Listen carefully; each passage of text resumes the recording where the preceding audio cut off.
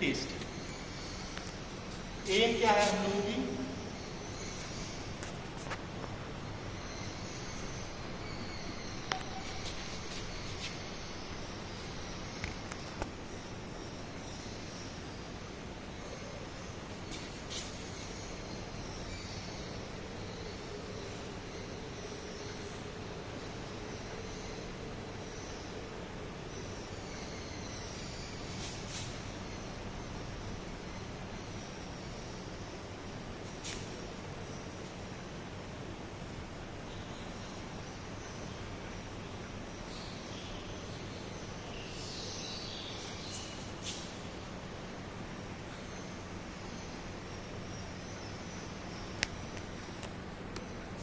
M है हम लोग की to determine the endurance limit of the given specimen under the fatigue और साइक्लिक लोडिंग। जो फैटिक होते हैं उसको हम लोग साइक्लिक और रिवर्स साइक्लिक लोडिंग भी बोलते हैं। तो जैसे मैं अभी दिखाऊंगा लोडिंग कैसे होगा।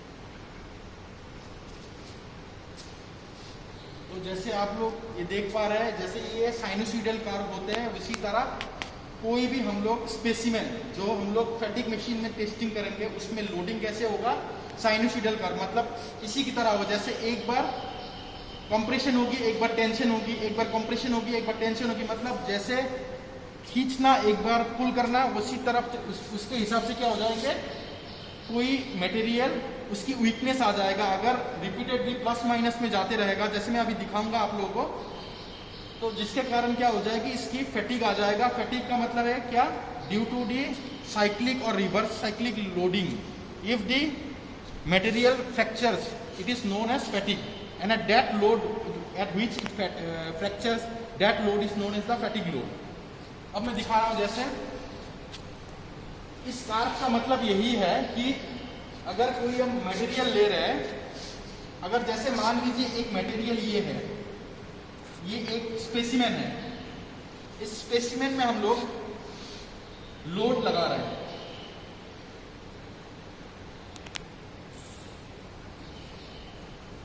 तो ये जो स्पेसिमेन है, अगर लोड हम लोग ऊपर की तरफ से लगा रहे हैं तो स्पेसिमेन बैंड कैसे होगा, ये इस हिसाब से बैंड हो जाएगा।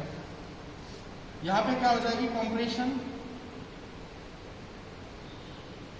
और यहां पे हो गया आपका टेंशन। सिमिलरली क्या होते हैं फैटिक मशीन में, जो भी स्पेसिमेन है हम लोग स्पेसिमेन लगा के रखते हैं, उसके बाद ये स्पेसिमेन रोटेट होते रहते हैं। रोटेट होने के कारण क्या होगा, अगर एक बार लोडिंग इस डायरेक्शन पे लगा है, जैसे ये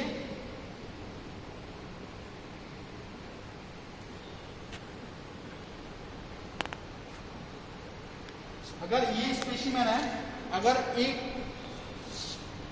एक डायरेक्शन पे लोड इस डायरेक्शन पे लगा हुआ है, तो ये क्या हो जाएगा, घूमने के कारण फिर नेक्स्ट क्या हो जाएगी, ये जो स्पेसिमेन है ये रोटेट हो जाएगी। रोटेट होने के बाद ये जो भी स्पेसिमेन है ये रिवर्स हो जाएगा, क्योंकि रोटेट हो रहा है तो लोडिंग लेकिन एक ही डायरेक्शन पे लगा ऊपर की तरफ से। अगर ये रोटेट हो रहा है, अगर यहाँ पे ऐसे लोड लगा हुआ था, ये रोटेट होने के बाद क्या हो जाएगी, उल्टा तरफ लोड लगेगी। तो उल्टा तरफ लोड, जैसे ये मैंने इसको पलट दिया, पलटने के बाद फिर से लोडिंग इसी डायरेक्शन पे लगा हुआ है, जिसके कारण ये डायग्राम फिर से यही बन जाएगा। यहाँ पे कंप्रेशन हो गया और यहाँ पे टेंशन हो गया। तो जैसे आप लोग देख पा रहे हैं, पहले तो ए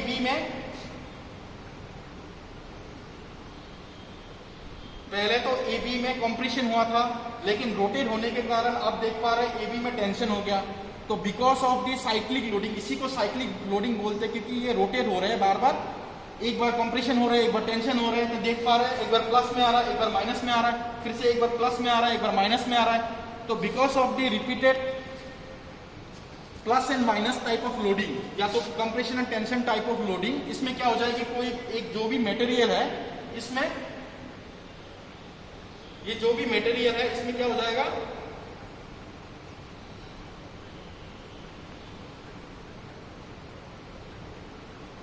फ्रैक्चर आ जाएगा। ठीक है,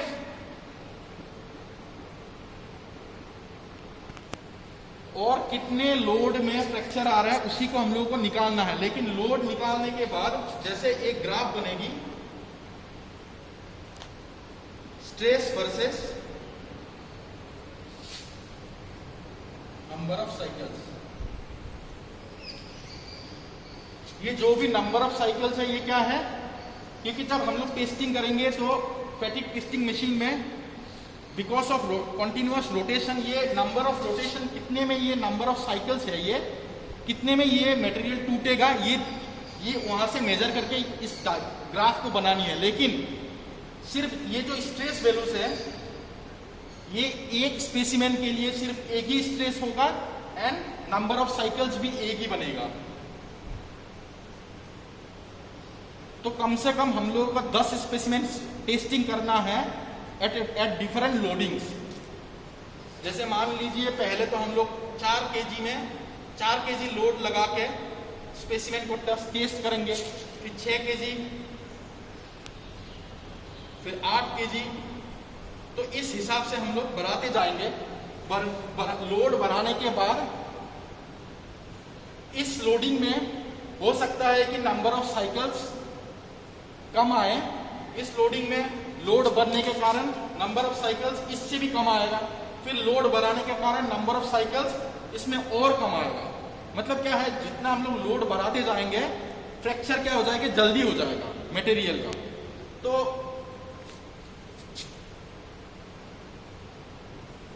फिर इसके बाद हम लोग की एक ग्राफ बनेगी। जैसे आप लोग देख पा रहे हैं, ये जितने भी है ये लोडिंग है, लोडिंग को हम लोग स्ट्रेस में कन्वर्ट करेंगे।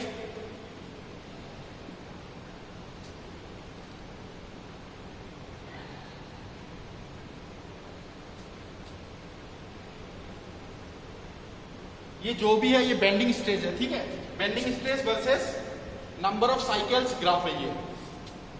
उसके बाद बेंडिंग स्ट्रेस की फॉर्मूला क्या है,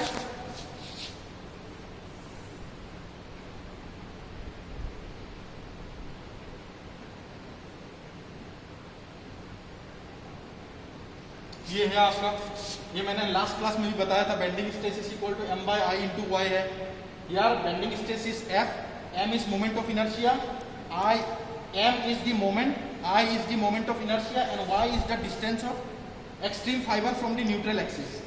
तो जैसे ये सर्कुलर जो भी स्पेसिमेन हम लोग टेस्टिंग करेंगे, ये एक सर्कुलर स्पेसिमेन है माइल्ड स्टील के, ठीक है। तो सर्कुलर स्पेसिमेन के मोमेंट ऑफ इनर्शिया क्या होते हैं, pi into D to the power of 4/64 होते हैं। ये हो गया मोमेंट ऑफ इनर्शिया। अब मोमेंट क्या है, कैसे निकालना है मैं बताऊंगा आप लोगों को। उसके बाद y क्या होता है, y is the distance of extreme fibre from the neutral axis. जैसे यहाँ पे ये एक स्पेसिमेन है, ये आपका y हो गया, तो y इज इक्वल टू क्या हो गया, d/2, ठीक है। उसके बाद moment is equal to load into distance, जो भी लोडिंग है लोड इनटू डिस्टेंस। अब डिस्टेंस क्या है, देखिए अगर ये स्पेसिमेन हम लोग का ये है और लोड हम लोगों का मशीन में, जो भी मशीन है हम लोग की मशीन में लोड कैसे लगता है मैं दिखा रहा हूं। ये स्पेसिमेन है, स्पेसिमेन के लास्ट में लोडिंग लगते हैं। लास्ट में लोडिंग लगने के कारण ये जो स्पेसिमेन है इसके सेंटर डिस्टेंस है, जो भी डिस्टेंस होगा ये हो गया आपका डिस्टेंस। तो मोमेंट एट द सेंटर क्या हो जाएगा, लोड इनटू डिस्टेंस, आपका ये मोमेंट हो गया ना, ये लोड है, ये लोड जो एक्सट्रीम एंड में लगा हुआ है ये हो गया लोडिंग, और डिस्टेंस क्या हो गया, ये लोड से जितना भी डिस्टेंस है सेंटर ऑफ द स्पेसिमेन तक वही हो गया आपका distance. So moment will be equal to the load into distance, ये हो गया आपका। लेकिन जो भी लोड है, क्योंकि स्ट्रेस, ये जो बेंडिंग स्ट्रेस है इसकी यूनिट आप लोगों की न्यूटन पर mm स्क्वायर में रहेगा, तो जिसके कारण क्या होगा, ये जितने भी लोड हम लोग केजी में रखेंगे, मतलब करने के टाइम पे केजी में होगा, तो लेकिन इसको बाद में हम लोग न्यूटन में कन्वर्ट करेंगे, तो न्यूटन में कन्वर्ट करने के लिए मल्टीप्लाई बाय 9.81 कर देंगे, इक्वल टू न्यूटन में आ जाएगा। अगर ये केजी में है तो 9.81 के साथ मल्टीप्लाई करने के बाद न्यूटन में आ जाएगा। उसके बाद इसकी डायमीटर निकालनी होगी, यहाँ पे जो जितने भी डी है, D is the diameter of the specimen, और ये डिस्टेंस अलग हो गया, ठीक है।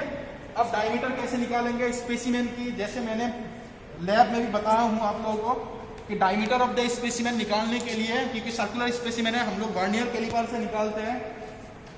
जैसे ये आपका हो गया वर्नियर कैलिपर, ठीक है, इससे हम लोग डायमीटर ऑफ द स्पेसिमेन निकालते हैं। जैसे मान लीजिए ये एक फेलर स्पेसिमेन है, ठीक है, इस स्पेसिमेन का अगर डायमीटर निकालनी है तो ये हम लोग ऐसे रख देंगे।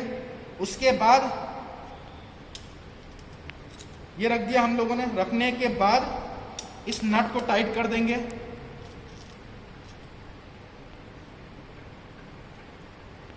टाइट करने के बाद अभी हम लोग इसकी रीडिंग्स लेंगे। तो रीडिंग्स लेने में हम लोग को ये देखना है, जैसे ये आप लोग देख पा रहे हैं स्केल, तो स्केल में हम लोग को ये देखना है कि जो जीरो रीडिंग है ये किसके बाद हो रहे हैं। जैसे जीरो रीडिंग हम लोग का क्रॉस हो रहा है 1, 1.1, 1.2, 1.2 के बाद आ रहा है और 3 से पहले आ रहा है। ये हो गया आप लोग का मेल स्केल, ये हो गया आपका वर्नियर स्केल। तो 1.1 के मतलब जो 1 है, जैसे मैं अभी बोर्ड में दिखाऊंगा, ये 1 है आपका। उसके बाद ये 2 आ रहे हैं, ये 1 रीडिंग हो गया,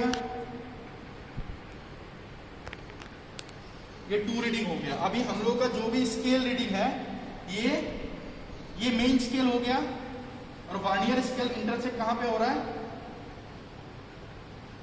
जो वर्नियर स्केल है इसका रीडिंग यहाँ पे है। इसका मतलब ये क्या हो गया, ये 1 हो गया, ये 1.1 हो गया, ये 1.2 हो गया।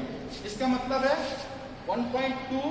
इसके बाद और क्या होगा, अभी देखना ये है कि वर्नियर स्केल और मेन स्केल में दोनों सेम लाइन पे कौन सी पोजीशन पे सेम लाइन पे आ रहा है। जैसे यहाँ पे आप लोग देख पा रहे हैं, यहाँ पे हम लोग को देखना है कि मेन स्केल और वर्नियर स्केल कहाँ पे कोइंसाइड हो रहे हैं। तो जैसे हम लोग देख पा रहे हैं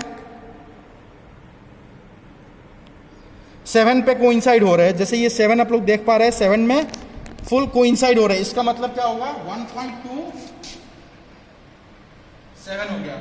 ये हो गया सिमिलरली इस स्पेसिमेन की डायमीटर।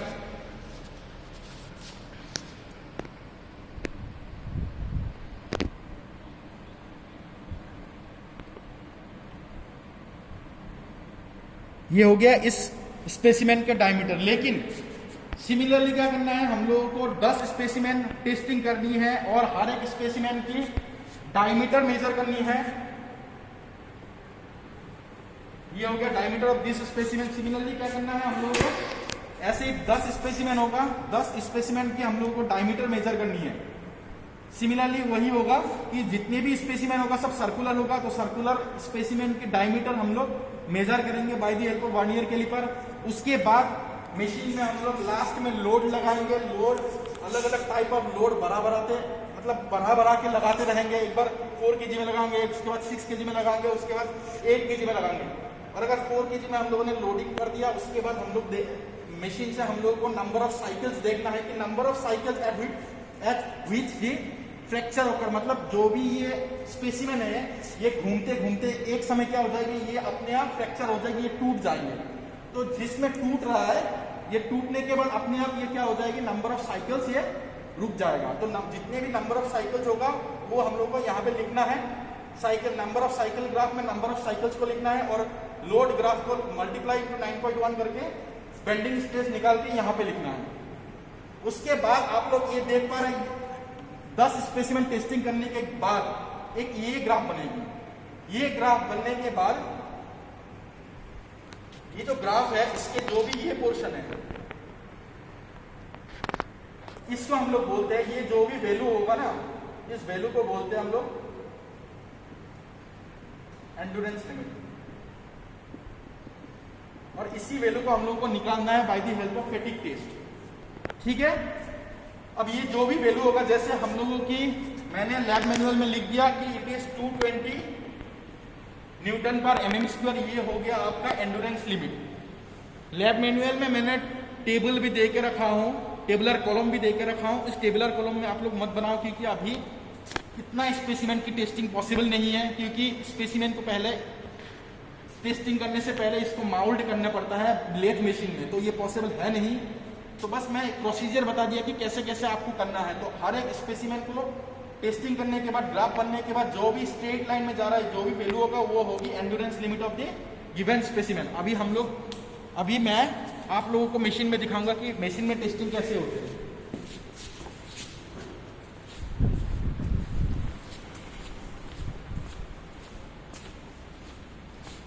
जैसे ये हो गया फैटिग टेस्टिंग मशीन, ये हो गया आपका लोडिंग। यहाँ पे क्या करना है, यहाँ पे मुझे लोड प्लेस करनी है। जैसे लोड के प्लेट्स होते हैं ना, यहाँ पे मुझे प्लेस करना पड़ता है। ठीक है, यहाँ पे जैसे अभी 2 kg के लोड लगा हुआ है, इस हिसाब से नहीं, ये यहाँ पे कुछ भी अभी लोड लगा के नहीं रखा है। अब मुझे लोडिंग, इसके ऊपर मुझे लोड रखना है। ठीक है, जब मैं लोड रखूंगा 2 kg के लोड रखना है, फिर उसके बाद 4 kg के प्लेट होते हैं, प्लेट रखना है मुझे। प्लेट रखने के बाद अगर मैं अभी प्लेट रखूंगा तो ये जो भी स्पेसिमेन लगा हुआ है यहाँ पे, ये घूमते घूमते एक समय इसकी फ्रैक्चर हो जाएगा, टूट जाएगा, और कितने रोटेशंस में, कितनी नंबर ऑफ साइकिल्स में टूटेगा ये आपको ये दिखाएगा। ठीक है, जैसे मैं अभी मशीन स्टार्ट करूंगा देखना, क्योंकि यहाँ पे अभी मैंने कोई भी लोडिंग नहीं लगाया हूं तो ये टूटेगा नहीं। लेकिन टेस्टिंग करने के टाइम पे ये पहले स्पेसिमेन है, इसकी लेंथ मेजर करनी है, स्पेसिमेन की लेंथ मेजर करनी है, डायमीटर मेजर करनी है by the help of vernier caliper. उसके बाद मैंने बताया था डिस्टेंस, ये आपका लोड हो गया। तो ये जो लोड है, लोड से हम लोग को यहाँ तक डिस्टेंस मेजर करनी है। ये मोमेंट निकालने में काम आता है, M/I × Y। जो M है, moment is equal to load into distance.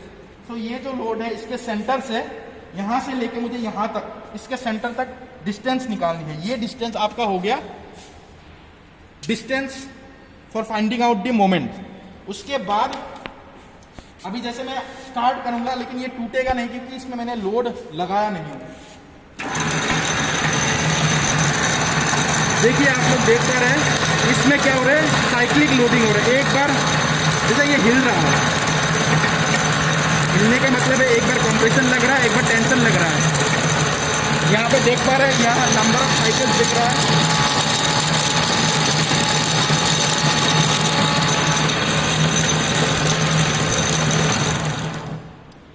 तो ये क्या हो रहा है, एक बार कंप्रेशन लग रहा है, एक बार टेंशन लग रहा है, लेकिन यहाँ पे मैंने लोड नहीं लगाने के कारण टूटा नहीं। लेकिन हम लोग को ये मेजर करना है, जैसे 1794 is the number of cycles. तो उसी हिसाब से हम लोग को बेंडिंग स्ट्रेस वर्सेस लोड के graph, bending stress versus number of cycles के ग्राफ बनानी है और एंड्योरेंस लिमिट फाइंड करना है। ओके, ठीक है, थैंक यू।